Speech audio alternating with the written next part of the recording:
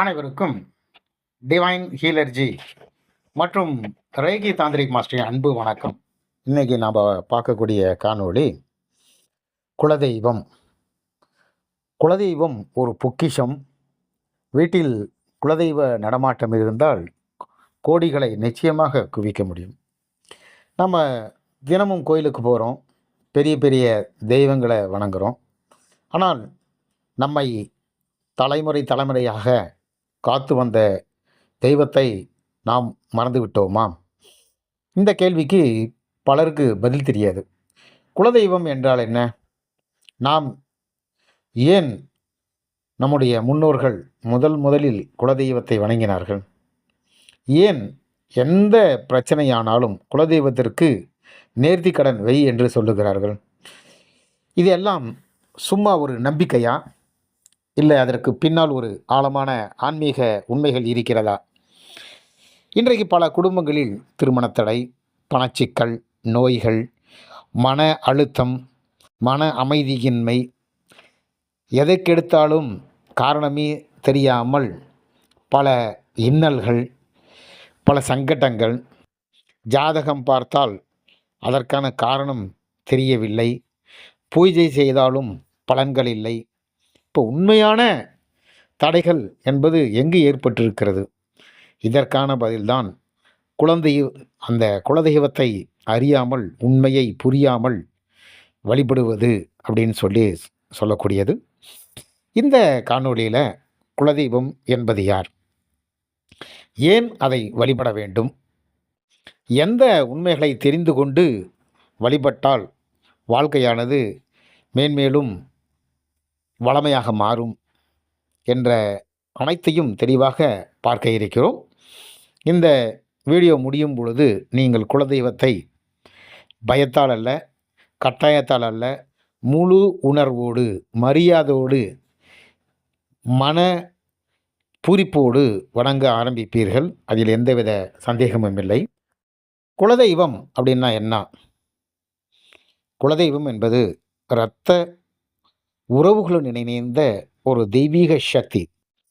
அந்த ஒரு தெய்வீக சக்தியை தேவதை, வீரம் நிறைந்த தெய்வங்கள், அம்மன், முனீஸ்வரன், காளி, இப்படி எதுவென்றாலும் சொல்லலாம். முன்னோர்கள் நேரடியாக அனுபவித்த சக்தி தான் குலதெய்வங்கள். குடும்ப கர்மாவை தாங்கி நிற்கக்கூடிய தெய்வங்கள் இவை. குலதெய்வத்தை அறியாமல் விடப்பட்டால் என்ன நடக்கும் அப்படின்னு சொன்னால், பூஜைகள் இருக்கும், ஆனால் பயன்கள் கட்டாயம் இருக்காது. கோயில்கள் சுற்றியும் மன நிம்மதி கிடைக்காது.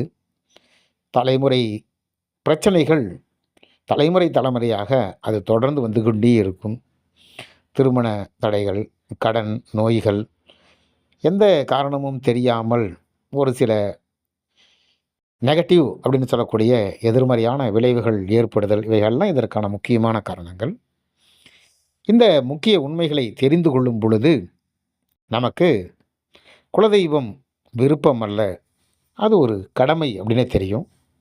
மாதம் ஒரு முறையாவது குலதெய்வத்திற்கு நாம் நேர்த்திக்கடன் செலுத்த வேண்டும் என்பது புரியும். பெயர் தெரியாவிட்டால் கூட மனப்பூர்வமாக அழைக்கும் பொழுது நிச்சயமாக குலதெய்வங்கள் காட்சி கொடுக்கும். குலதெய்வம் கோபம் அல்ல, அது ஒரு பாதுகாப்பு. வழிபாடு இல்லை என்றால் எச்சரிக்கை மட்டுமே மிஞ்சி நிற்கக்கூடியதாக இருக்கும். திரும்ப அழைத்தால் உடனே அருள் செய்யக்கூடிய அற்புதமான ஒரு வழிமுறை தான் குலதெய்வங்கள் அப்படின்னு சொல்லுவாங்க. குலதெய்வ வழிபாடு எப்படி செய்ய வேண்டும் அப்படின்னு சொன்னால், சுத்தமான மனதுடனும் ஒரு தீபங்கள் வீட்டில் எப்போயுமே தீபங்கள் ஏற்றி, எங்கள் குலதெய்வமே எங்களை காக்க வேண்டும் அப்படின்னு சொல்லிட்டு ஒரு வரி மந்திரத்தை கூட நீங்கள் சொன்னால் போதுமானது. ஏனென்றால் வார்த்தைகள் அல்ல, நம்முடைய ஆன்மீக ஆத்மமான அந்த வேண்டுதல் தான் குலதெய்வங்களை கவர்ந்திருக்கிறது. அமாவாசை, புரட்டாசி, ஆடி மாதங்கள் குலதெய்வ வழிபாட்டுக்கு சிறந்த மாதங்கள். அசைவம் தவிர்க்க முடியாவிட்டாலும் மரியாதை நிச்சயமாக இருக்க வேண்டும் குலதெய்வத்துகளிடம். குலதெய்வ அருள் வந்ததற்கான அறிகுறிகள் அப்படின்னு பார்த்தோம்னா, தீராத பிரச்சனைகள் கூட சாதாரணமாக தானாகவே தீர்ந்துவிடும். கனவில் தெய்வ தரிசனங்கள் நிச்சயமாக கிடைக்கும். குடும்பத்தில் அமைதி, குழந்தைகளுக்கு ஒரு நல்ல புத்தி, நல்ல படிப்பு, நல்ல வேலைகள், குடும்பங்கள் மேன்மேலும் விருத்தியாவது கண்முன்னே தெரியும். பயமின்றி வாழ்க்கை நகர்வதற்குரிய ஒரு ஏற்பாடாக இருக்கும்.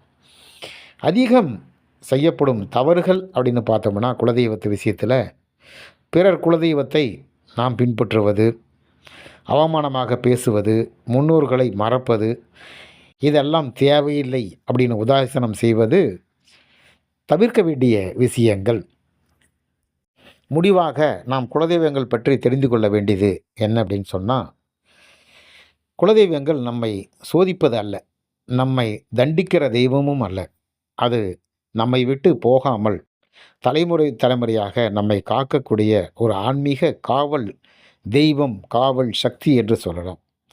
பலர் நினைக்கிறார்கள், நான் வேறு தெய்வத்தை வழிபடுகிறேன், அதுவே போதும் அப்படின்னு சொல்லிட்டு. ஆனால் நினைவில் வைத்து கொள்ளுங்கள், குலதெய்வம் என்பது நம்முடைய ஆன்மீக வேர். அதாவது ஒரு செடியினுடைய வேர், ரூட் எப்படி அது அந்த செடிக்கு மிக முக்கியமோ அந்த மாதிரி குலதெய்வம் மிக மிக முக்கியம்.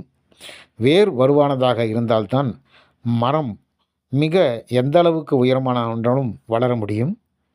இந்த காணொளியில் சொல்ல உண்மைகளை தெரிந்து கொண்டு நீங்கள் குலதெய்வத்தை மறக்காமல் மாதம் ஒரு நாளாவது அல்லது அமாவாசை அன்று அல்லது மனம் கனக்கும் நேரத்தில் குலதெய்வங்களை நினைத்து ஒரு தீபம் ஏற்றினாலே போதும். பெயர் தெரியாவிட்டால் கூட பரவாயில்லை, உருவம் தெரியாவிட்டாலும் பரவாயில்லை. எங்கள் குலதெய்வமே எங்கள் குடும்பத்தையும் எங்கள் சந்ததியையும் காத்திருளுங்கள் என்று மனமாற அழைத்தால் போதும். இந்த அழைப்பு நிச்சயமாக குலதெய்வங்களுக்கு கேட்கும். குலதெய்வத்தை நினைத்த அந்த நாளிலிருந்து உங்கள் வாழ்க்கையில் மாற்றங்களை நீங்கள் உணர ஆரம்பிப்பீர்கள். குலதெய்வம் அருள் உங்கள் இல்லத்திலும் உங்கள் வாழ்க்கையிலும் என்றென்றும் நிலைத்திருக்கட்டும் என்று கூறி இந்த பதிவினை நாம் நிறைவு செய்கிறோம். இந்த பதிவு பிடித்திருந்தால் உங்களுக்கு சப்ஸ்கிரைப் மற்றும் ஷேர் செய்யுங்கள் என்று கூறி,